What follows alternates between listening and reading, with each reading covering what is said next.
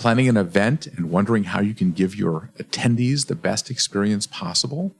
Take advantage of customized meetings with Hilton that make it easier than ever to incorporate health, wellness, and great breaks.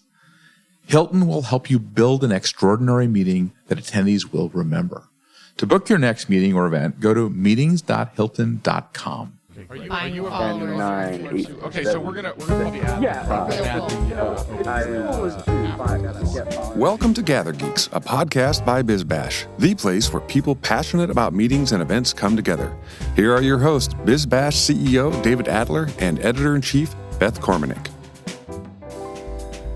Hi, David. Hey, Beth, here we are, another Gather Geeks podcast. Today we're talking about unconferences. Our guests are Liz Lathan, Nicole Oshibodu, and Tom Spano of Hot DoCoMo, an unconference for event professionals.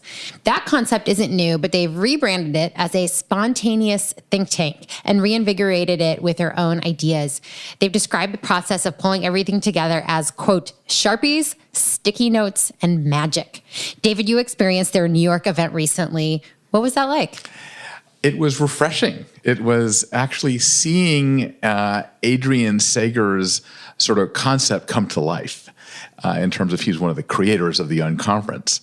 And seeing it done well because I was experiencing not the first one or the second one of the third or fourth or fifth ones. So they've perfected it. And it really was inspiring. Mm-hmm.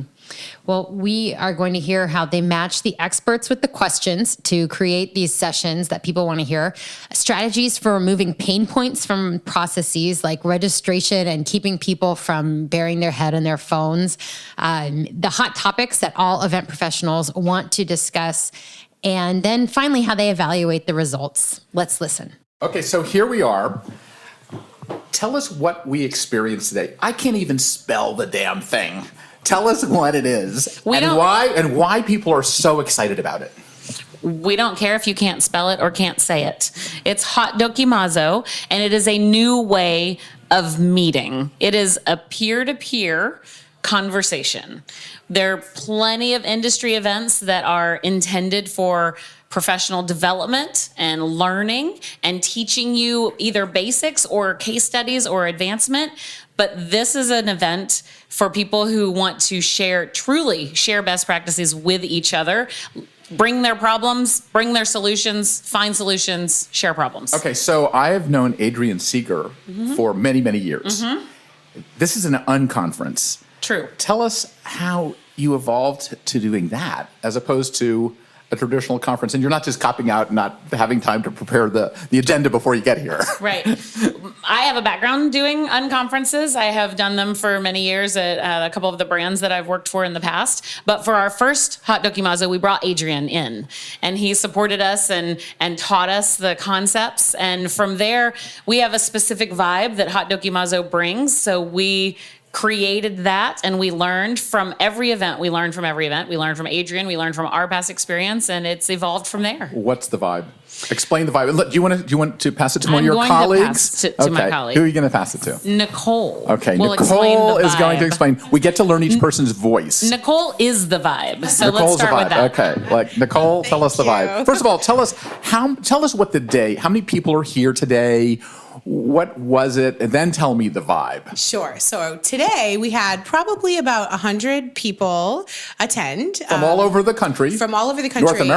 North America. And believe it or not, we had more people fly in than we did New Yorkers. So we had about 60 people fly in completely from all over the United States, not just Midwest and East Coast, but everywhere. And we had the locals as well, and even surrounding states. So I consider those locals. So today was day 2, and we did the crowdsourced sessions that we made up yesterday So to go through that, last night I came to dinner and everyone was asked to come up with an idea for an event, for a session, like you would go to a conference and you're the conference planner. Yes. And so on the wall, there were hundreds of sessions up there. And people were very creative in terms of what they wanted. How does that work? Tell us. Yes. Fill in my blank holes. Absolutely. So last night is just Sharpies and sticky notes and magic. So we say if you are an expert at something or you want to possibly lead a discussion on something or facilitate a discussion, we say write that on a pink sticky note. Any other problem you're trying to solve or a topic you want to talk about, write that on any other color sticky notes. And there are no rules. There's no boundaries. It doesn't have to be about work or your job. It could be about life, just anything, things you're thinking about. We've even had a session on ballroom dancing. That was our most successful session that we've had at another event. And so there's sticky notes all over the walls and ideas everywhere. And once that dies out, we match up the haves and the have-nots and create what we had today as an agenda. So we have sessions. People have each hour, they'll have 5 to choose from. We text the facilitators that get to, hey, tomorrow you're facilitating a session. I got one like at 10:30 last night and I was passed out and it was like beep, beep, beep.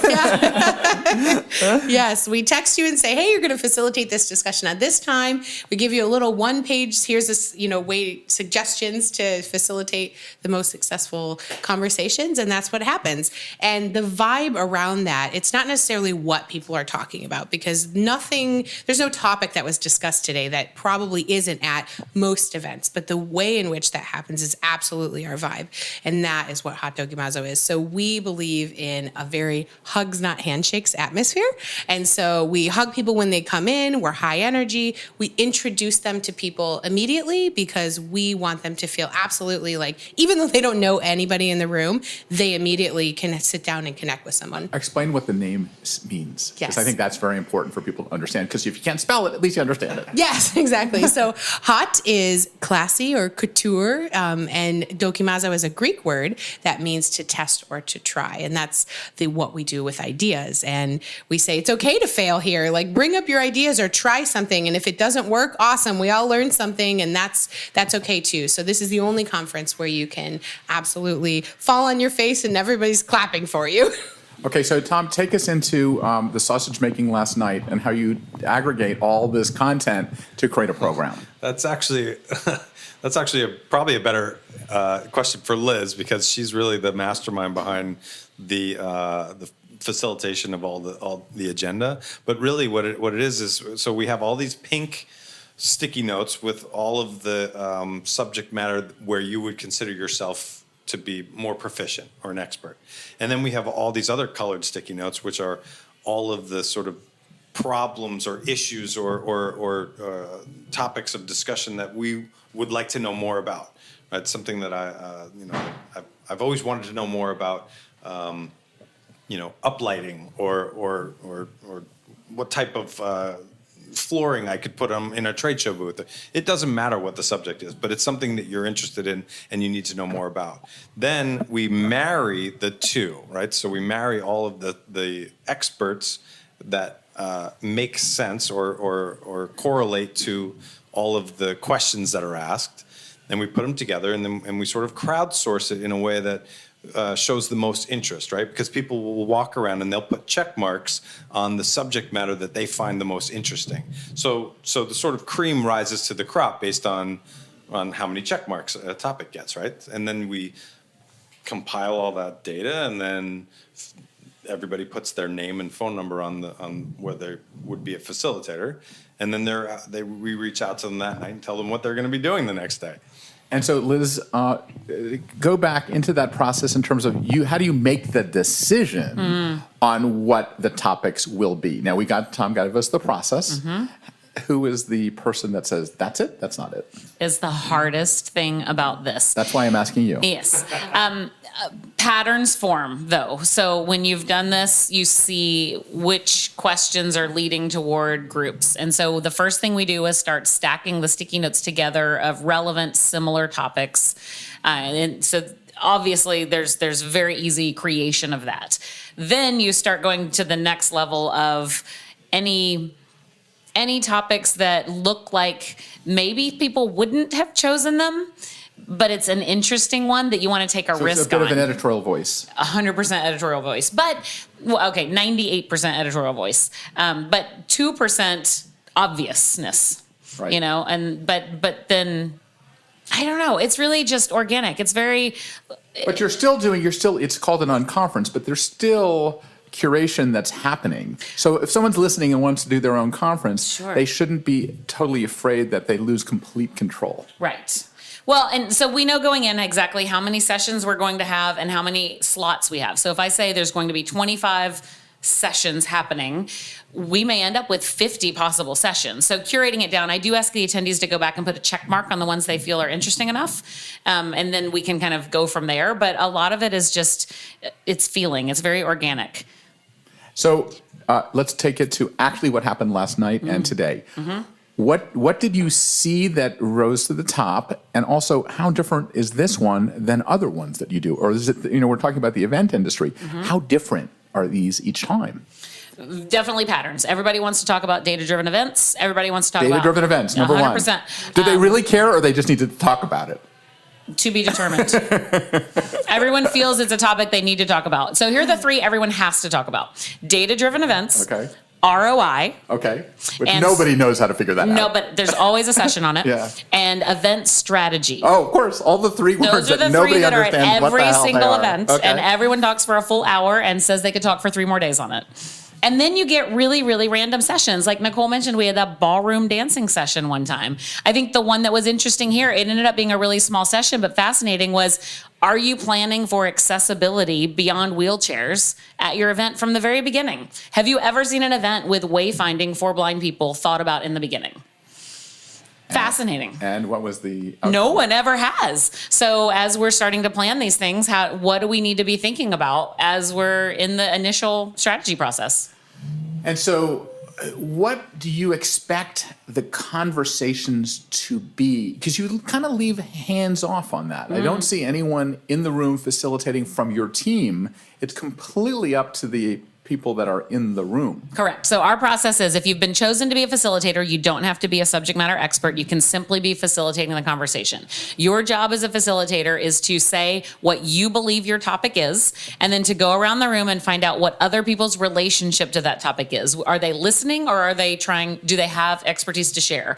Once you do that go around, the person who's facilitating may say 5 or 10 minutes of kind of an upfront presentation, and then it's simply conversation. It is an entire event about problem solving. So it is people asking and answering questions. And so that, I mean, how do you get to the conclusion that you're problem solving? Do people miss the mark sometimes, or is it always getting to the point of problem solving or inspiration, or like, what is the real end results? I think it's always inspiration. It's always people learning something from other people. I think that's one of the things that we still have to figure out is there a conclusion to the sessions? I'm not sure we've ever had, I don't think we've ever gone in with here is the problem statement, now we are exiting with a conclusion. Right. I'm not sure we've ever done that. I was suggesting earlier that, which I couldn't get on the stage because I was late, that at events that there should be an event synthesizer at every session that comes out with the 10 takeaways and sends it directly to the people, because you forget the things that happen and you want to share them with the people in your office. Right. So that's my sort of into this suggestion box. So when I worked for one of the brands that ran unconferences, we actually had staff members assigned to every unconference who took all the notes and sent out everyone a trip report to everyone. Here it's a little tough for us because people are paying to come to the event. So Yeah. you can't then say, hey, please also volunteer and take all the notes. Right. And we don't have enough staff for our staff to go right, take all the right. notes. So maybe we'll get there in someday. in an ideal world. Yeah. So we take all the suggestions and we file them away. So, but the thing is are you full on Maya Angelou? The idea that people don't remember what they said, but they remember, but it's how you made them feel. I mean, that is what I'm getting. I would 100% think that that's true because, like mentioned before, these are not topics that are brand new, but the way in which they happen and the way in which they end up feeling about how that happened is absolutely true. There are friendships formed instantly that are forever, and professional, personal, doesn't matter. That just really, we have 3 girls that came to the last event in Las Vegas where they met, and they're all over Instagram. They're planning a girls trip together. I mean, and they're just really in in there. They're helping each other out professionally. And that absolutely is the way that people feel. That's the first thing when we do our plus deltas at the end. It's our retrospective. And we do that live and we say, okay, one microphone is for, tell us all the things that you absolutely loved about this event, and then give us suggestions on how we need to make it better, which we take those and we absolutely do. And the first thing people say was, I felt so welcome right away with the hugs, and I was so afraid I didn't know what to expect. And at a human level, just feeling that relief and at ease that is what is different about this conference. I would say that my biggest pet peeve about event industry, of any event that you go to, is the registration process. You walk into the event, you stand in line and get your badge, you then go hide in a corner and look on your cell phone because you feel lonely and sad that you don't know anyone, or you're trying to text to see where your friends are. And so it ends up with a whole bunch of people in corners on their phones, and I absolutely didn't want that. So we start all of our events with kind of a hostess will seat you mentality into a restaurant setting, seat people at a table, first name only, introduce them immediately so no one's ever alone. The introverts are cool because it's with 4 or 5 people, not with a 72-inch round of 10 that you can't hear each other at. And so it just creates an immediate conversation zone. We're going to take a little break and come right back after this message from Hilton. So when's the big event? Hilton's here for planners with their exclusive customized meetings. Become a wow maker and save time by letting Hilton help you present an extraordinary event, one that leads to memorable and meaningful connections. Visit meetings.hilton.com and let Hilton help you. Well, what I like about this, and I'll give you my editorial opinion, is that I believe that the event industry has great experience makers, but I believe that the other side of the question is that everyone who's an event organizer needs to be a collaboration artist. And the fact is that this is an example of great collaboration artistry. And that is an example to the industry. So I think that you should be applauded for that. And more people should use this as a model, either this or some other technique that care about people connecting with each other. 100% agree. Because all the decor in the world doesn't mean a thing if nobody's talking to each other. Agreed. So, but you did have some other elements of this today. Do you want to talk about your surprise? Yes.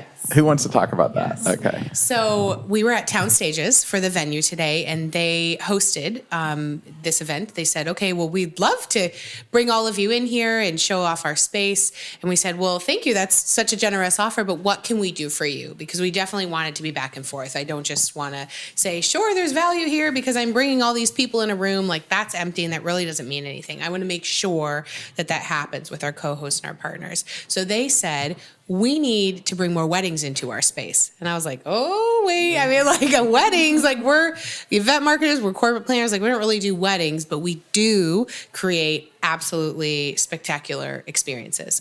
So we used our 90-minute lunch period and put together a 90-minute wedding. A real wedding. I Facebook Live it and I got, is this real? Is this real? Is this real? 100% real. We found a lovely couple, and they got for real married, and they had all of the elements in a wedding in 90 minutes. And the most fun part for me, I think, was that none of our attendees knew that it was happening until 15 minutes before. So we told them the story of how we want to create the ultimate partnership where instead of us saying, this is what you get, here's your checklist for this package, we're just like, you tell us what you really need, and we're going to create something, as we all should, that you love and that we love, and that's really fun, and that adds instead of us giving or just an exchange. So it was very a collaboration. So did you plan the wedding? Mm-hmm. Yes. And tell us about how you planned the wedding. Yes. So we found some amazing wedding specific partners, and we said, listen, let's come together and do this event collaboration, but this is a real wedding,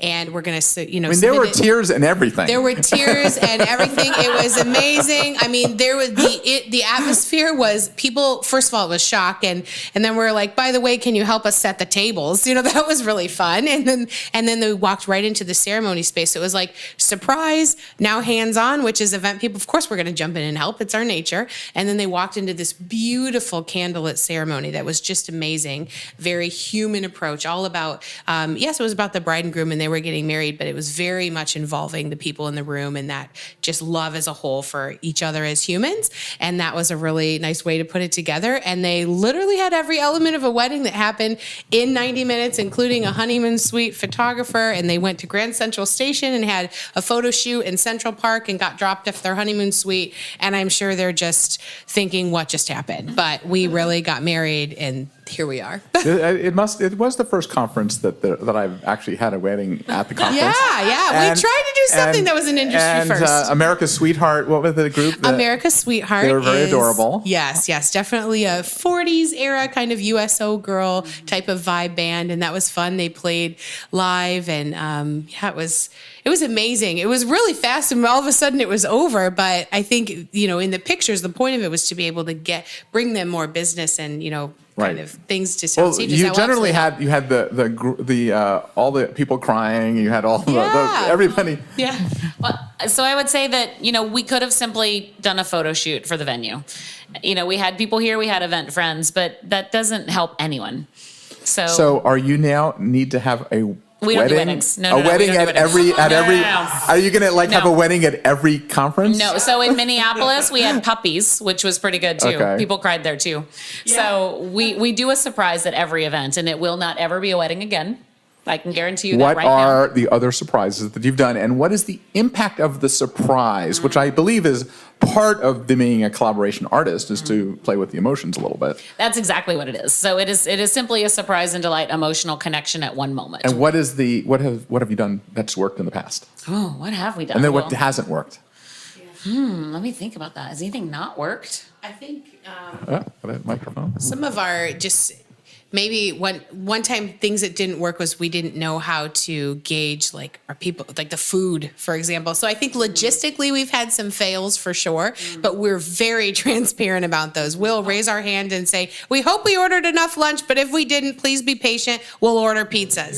Yeah. So in Austin, it was our first time ever doing this. So we created an event that no one can pronounce and no one knows. Yeah, that's true. Sure. Right. But let's be honest. Does anyone really care about the name of the company? Most people are using a computer with a fruit for the here's name. the reason that you do, because you can't remember what the hell it is to look it up in your emails. But everyone talks about what's that event I can't pronounce, which is good enough for us. That's true. Okay, good.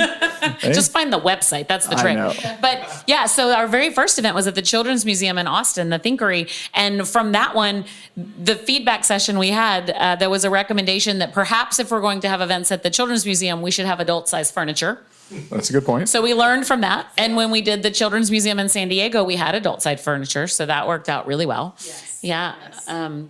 I think the win that we're going to have is the secret family reunion that we've planned. That is the ultimate, when we even prefaced it today, we said, if you think the wedding was cool and a surprise, wait until you see the secret family reunion, which we've chartered a plane for 80 experiential marketers, and we're taking them to a secret location.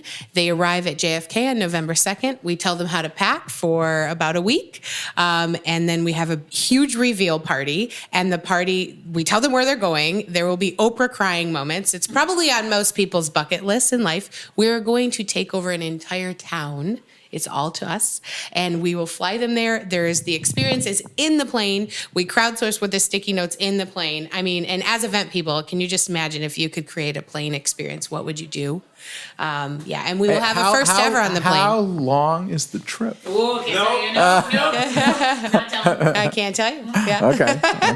I was just going to say real quick is that the fact that we're doing these things that have very high potential of failure is in the very nature of what we're doing, right? The whole point of what we've built here is to take risks and try things that are super out of the box, and it's a safe place to fail. So if we weren't taking these kinds of risks, it would be sort of hypocritical as to what we built. So that the whole foundation of this idea is yes, let's try it. And if it fails, then hey, learning moment. And if it wins, like this wedding today, which we were a little freaked out about it beforehand. I'm not gonna lie, there was a little anxiety in the room, but it was magnificent. It was beautiful, fantastic. Beautiful moment. It was great. So let me go back a little bit to the crowdsourced ideas.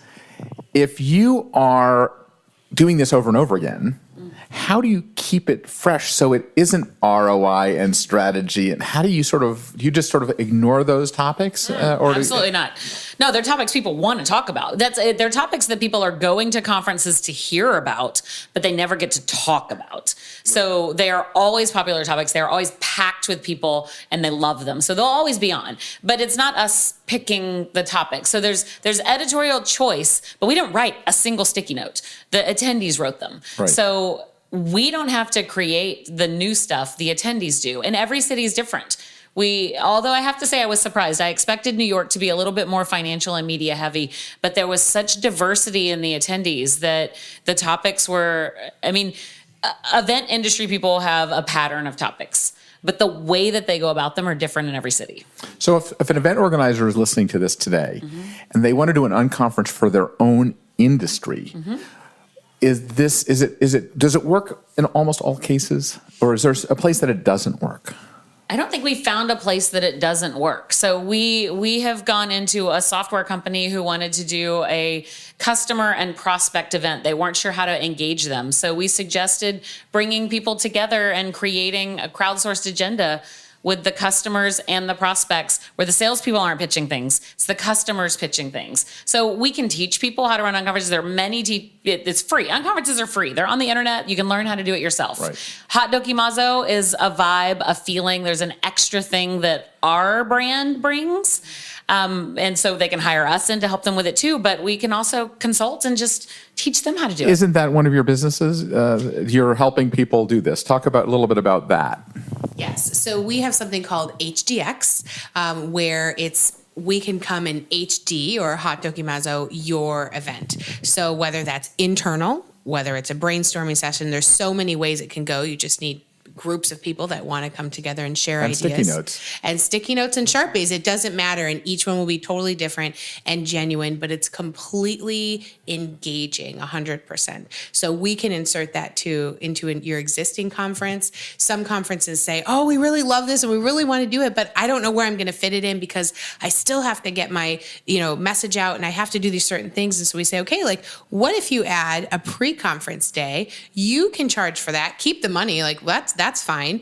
And then invite the people a day early, invite 100 people or 200, whatever it is, less than that, and create something that's just for them before, that's an added element. So now you got our concentrated experience and you still can check the marks that you still have to check. So you did mention something, 100 people, 200 people. What is the ideal size of one of these events? We've found that 100, we love 100. We've had a little bit more than that. We would say once you get into the 300s, then the conversations are too big and it really does not feel like an atmosphere where everybody can share.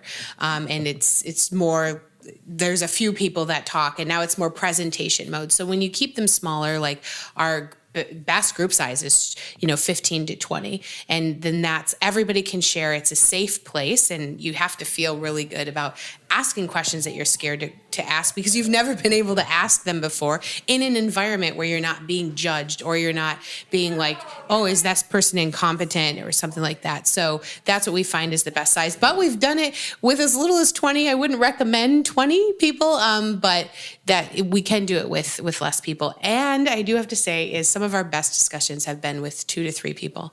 They have had such a fantastic, specific conversation that they would have never maybe found each other or found in that way. And it changes both of them forever because they finally had this need that was met, both information-wise, even just emotional human connection-wise.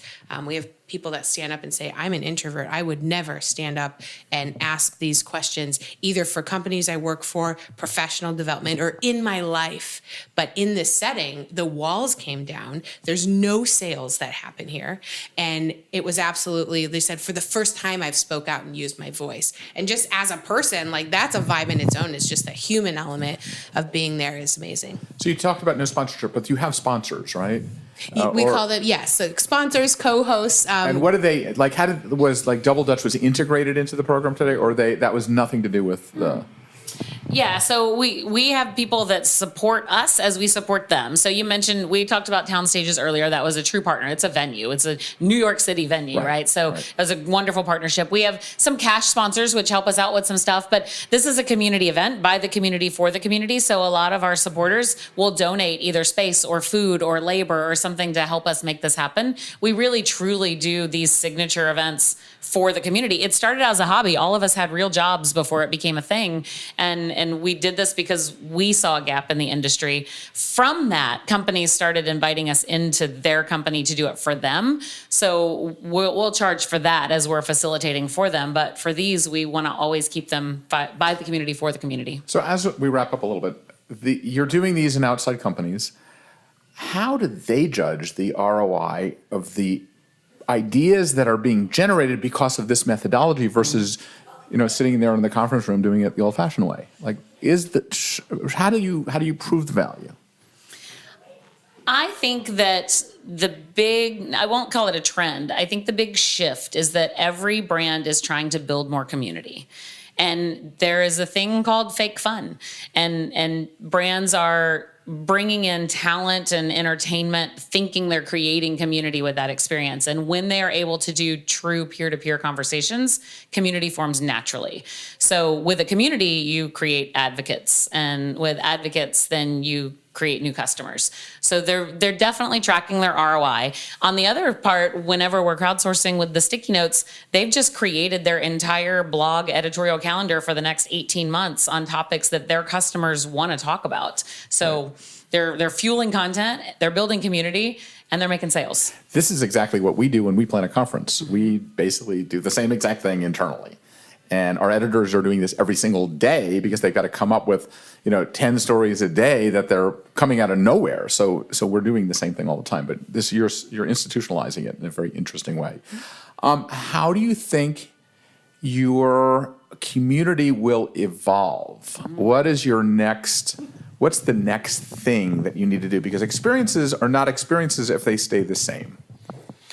Yeah. So, there are four of us, but it's very, we don't scale very well. The Hot DoCoMo is us, right? It's not something that is innate in everybody. So we have to find people that can replicate this thing that we've built. And that's not it's a magical thing that it's very hard to find the right people.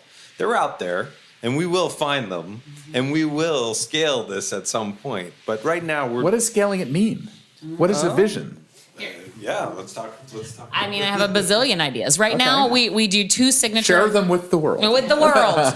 Right now, we do 2 signature events per year for the event community. But what if those 2 signature events became for an industry, an automotive group, a healthcare group? Signature events could grow.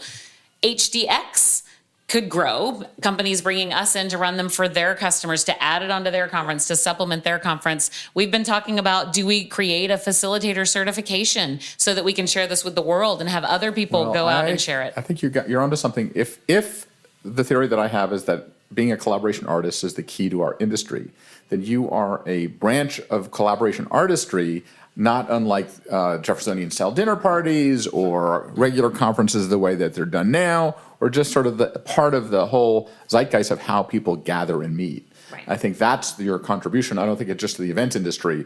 You really seem to be creating a model for productivity in all industries and in the civic world as well. We call it a spontaneous think tank. We went with the unconference word, and we heard I like that better. Feedback from people that unconference, it may be negative, or maybe they went to one that was really bad and they just don't want to go to another one ever again. One of our attendees in the feedback session suggested the phrase spontaneous think tank. So now we've trademarked it. I like that. And it's a thing. It's what it is. Yeah, it's a really good name because I've had some. You get the eye rollers when you say unconference. Exactly. So you've had that experience. For sure. Okay, so as we end, I want you to tell us how do people find out more about you, and who do they call, text, email, whatever ways that you connect with people in today's world. Sure, absolutely. So obviously our website is hotdokimazo.com. But spell it, please. HAUTE. HAUTE. DOKI. DOKI. Mazo. AZO. Correct. Do it again. Hot DoCoMo. HAUTEDOKIMAZO.com. Yes. And what other ways can people get in touch with you?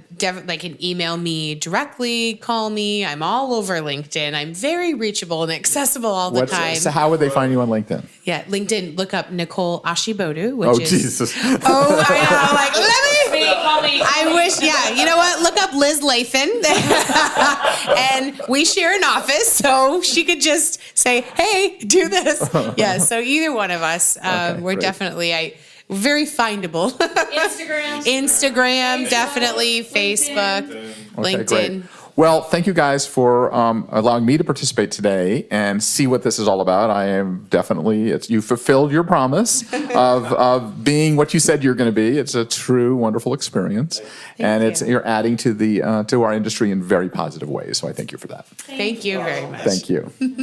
Okay, we're back. David, so I have to say the wedding was a little ridiculous, but really it's what the wedding represents, right? Yeah. I mean, the idea is they were trying to show all different types of events, and it was brilliantly executed. It was probably a one-timer in terms of doing it. You can't do this again. And I love the fact that they took the risk. Right. So that's interesting. And I think they agreed that it was a one-off. You can't repeat these big surprises. However, they noted that certain topics come up all the time, like data-driven events, ROI events, and event strategy. Do you know how, over my career, the term ROI comes up every year and nobody can figure out how to do it? Even to the extent when I interviewed the guy who was the head of events for Walmart, he said they don't know how to do it. And so it is still, with everybody trying to figure it out, there's still no common language around it. There is ROI, but it's still hard to identify and have everyone speak the same way. So we'll still have those conferences and those sessions. They'll have those sessions. Maybe somebody will figure it out someday. Maybe it'll work.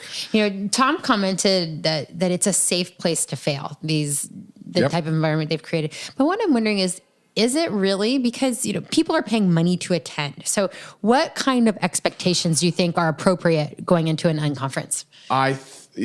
It's pretty risky, actually, because if you go in and waste your time, it's a failure. I think that people get to the point to not making it a failure because people pivot in the middle of these talks and they see if something isn't working, actually the conversation shifts to an entirely different thing, even though the topic was decided. So I see it sort of organically shifting to the right thing in most cases. Now it may take a little time, so you have to really be patient, and you're because it's an unconference, you're giving a little more latitude to the content as well. Mm-hmm. I also found it interesting that they have the HDX, the consulting arm, to bring this to other groups, because I can see, like, with their example was the sales conference where they brought together the clients with the salespeople, and I've had the clients lead it. I can see how that would be successful, or doing these for internal events and just taking this concept and facilitating it for groups. Well, I believe that the world needs collaboration artists. And this is a technique of being a collaboration artist that I think is really, really very profound. And whether you use this technique or another technique, the idea that there's a structure around conversations is what I think people really need today. So, Beth, what's going on at BizBash? Oh, we have so much going on editorially, but since we're talking about conferences today, I will point everyone to the interview that Claire Hoffman did with Dea Lawrence, who is Chief Marketing Officer of Variety. She delves into their conference strategy and really breaks down some nuts and bolts of planning, tone, the best ways for sponsors to get involved, and balancing their B2B summits with these celebrity-driven gatherings. And so she may be familiar to people who saw her speak at our BizBash Live, Los Angeles. But here's just more wisdom from her and really interesting stuff. Yeah, no, I'm really proud of this industry and how sophisticated we're getting, especially in conferences, because, when you create a conference, the conversations at a conference do change the world. I mean, it's a little Pollyannish to say that, but when you think about it, it really does spark change. And I think that's what we're kind of about. So before we end, we always like to thank everybody for helping bring this podcast to life. Claire Hoffman, who we just mentioned, runs the editorial side of the podcast. Rebecca Pappas is responsible for getting it out to you. And Dave Nelson is our producer. So thank everybody for coming and listening. Actually, you are coming. You're sitting in your car or you're sitting wherever you're sitting and you're coming to our conversation. And we appreciate it and we love what we do. So what do we say, Beth? Gather on. Gather on. Thanks for listening to today's episode. If you like what you're hearing, be sure to subscribe to the podcast on iTunes or your favorite podcast app. We can be found on iTunes, Stitcher, SoundCloud, Player FM, Google Play, and Pocket Cast. Be sure to leave us a rating and review. It helps others discover the Gather Geeks podcast. We'd also love to hear from you. You can leave feedback on Twitter @GatherGeeks or leave us an email, gathergeeks@bizbash.com. We hope you'll join us again for the next episode of Gather Geeks. Until then, gather on.